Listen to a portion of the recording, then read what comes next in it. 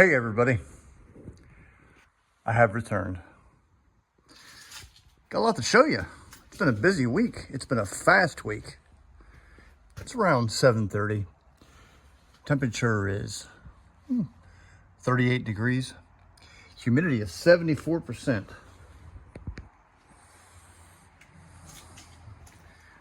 I want to welcome all my new subscribers. I got a few new members to the channel. And as always, I want to thank you guys for your amazing comments. That makes my day and helps me push through. As you can see, the big list has not changed, unfortunately. But this has. See if I can get this in the order in which I did it. We'll have to go up under there and look at the elevator segments.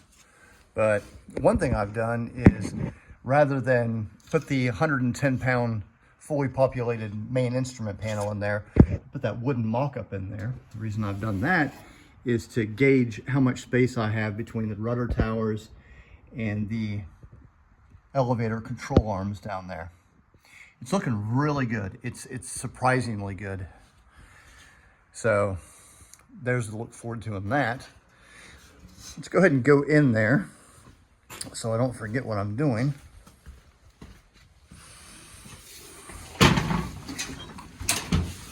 Oh boy, I forgot this is in here. The B-36 flight deck is very crowded when it's got stuff in here. So, while I'm waiting for my bearings to come in, which are 3/4 inch inside diameter, 1 inch inside diameter, I've got a piece of tubing in there to represent the bearing for these wooden mock-up segments to function. But that's what I'm waiting on. When they get here, I'll proceed to build those. Plus I got to pick up some steel, which I failed to do. Failed to foresee the whole Thanksgiving thing come, so call the cops. But these things are working, and they are working amazingly. As you can see, we're at full elevator. I guess full up elevator, I guess you'd say. And the arms do not go past the main instrument panel, and they go about 3 inches beyond bulkhead 1.1. And with full rudder down, or full elevator down, you can see it's almost like it's meant to be. I had to significantly modify this support frame on the back. You can't see it, but these are actually big pins that hang off the bottom of it, and they've got a roller which guides this. There's one on either side, but I made the back of this big assembly flat and flush with the bulkhead, which was wrong. It actually starts in the middle and it tapers in. So my pins were about 1.5 inches too far back and were not functional. So I had to modify the back of that completely. So these things are working, and they are smooth as silk.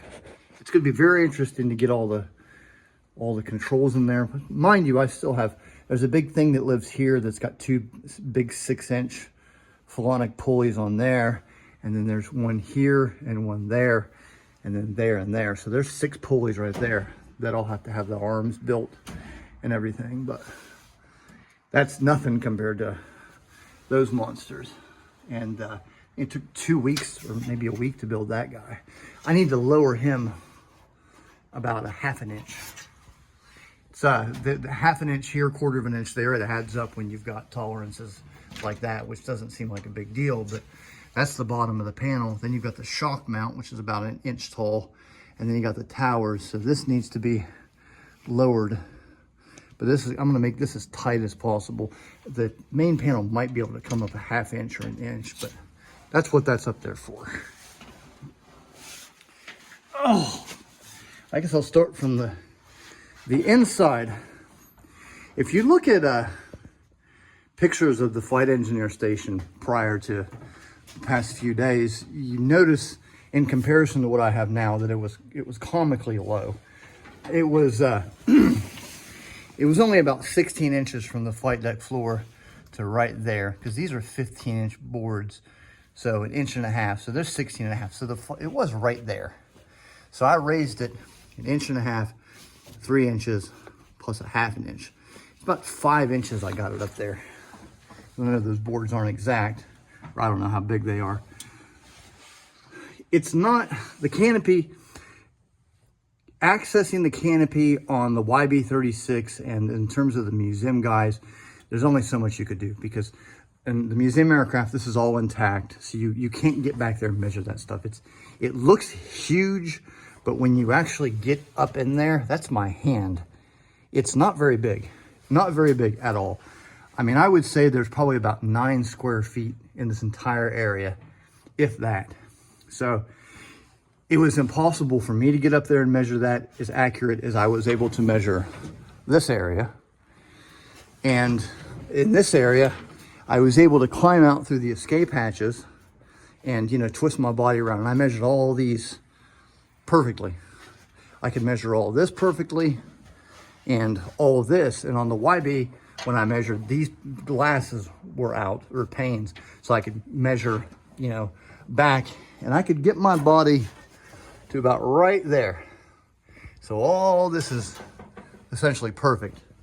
But when you get back there, I had no way of, all I could do was just take my ruler and bend it and plump my ruler down there, because I was up in the Astrodome port too.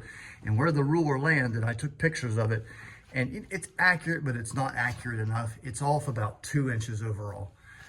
The flight deck table is about 1 inch and, well, 1.750, 1 3/4 inches, 1 3/4 too low.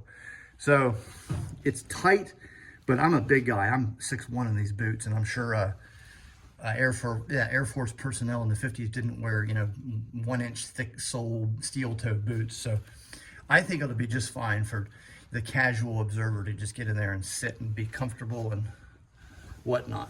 But, you know, I can't lie, it's the back of the canopy is not as perfect as it could be. But, you know, it is what it is. It's the best I could do with what I had. Now, I've got one seat in here, as you can see, and as we all know, the B-36 H and J models had 2 seats, which they will be in there shortly. The seats that I have are not the correct seats. The ones that were in the B-36, they would have mounted on the track like that, and these controls would have been over here. The fundamental difference between all the other seats you see and the ones that were on the B-36 is it had the big tracks right here, so you could actually move the seat forward and back. So you could move it side to side, up and down, and forward and back. So I'm just going to leave that like that so I can get out of here, because there's not a lot of room. So I'm going to have to modify these seats so they can go forward and back, because it's almost a necessity, because even if this was, you know, 1 3/4 inches taller, it would still be, you know, relatively hard to get in there. But I think it's 22 inches now between the bottom of the table and the flight deck floor. So let's go outside and look at the damage, if I can get out of this thing. Oh. All right.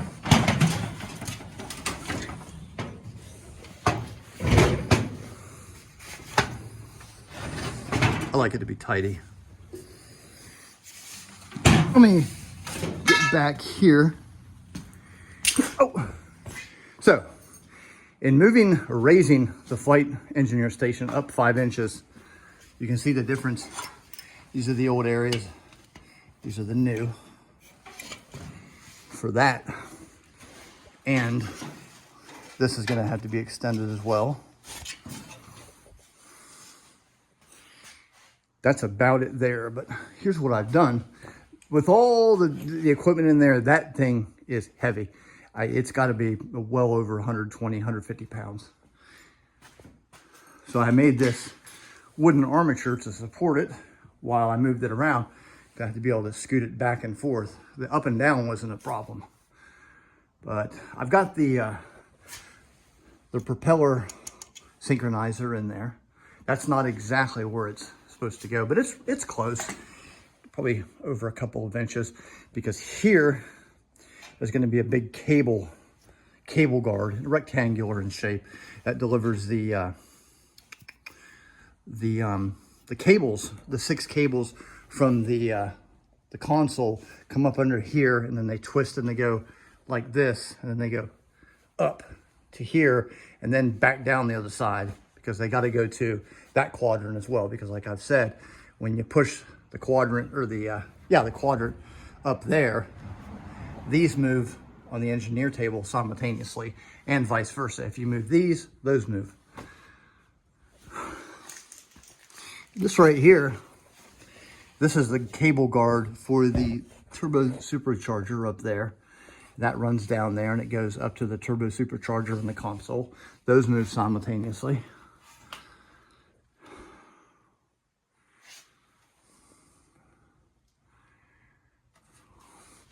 The reason I've done this is so I can begin working on the rest of the flight deck floor. This is thinner than the big part, because this is pretty much a footrest. There are 2 switches there and there, which are some kind of a foot activated switch. I don't know what they do. I've just seen them in pictures. But if I can do this, this is an attachment area right here, and it's going to come out and drop down and then twist and mount here. It's going to be the handrail.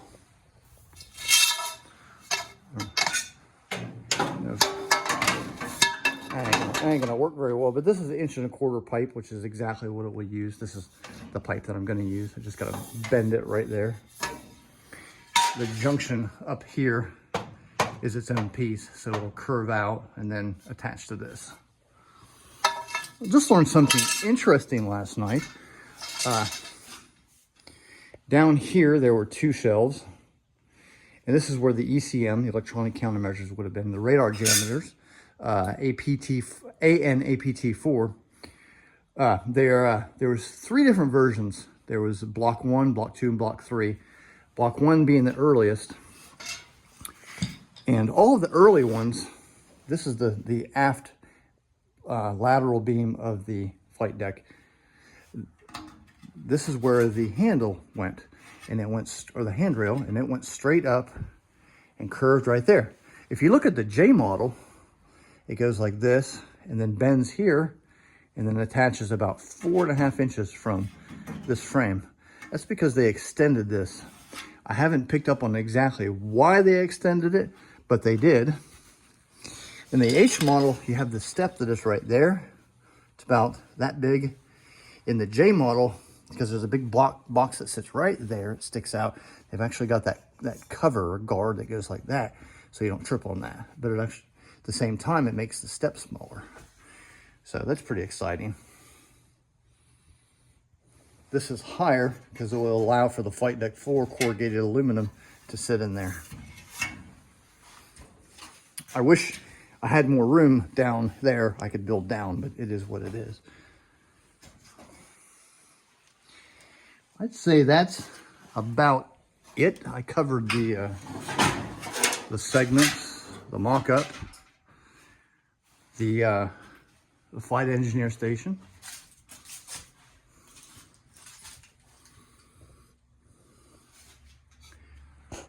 I'll see y'all next time.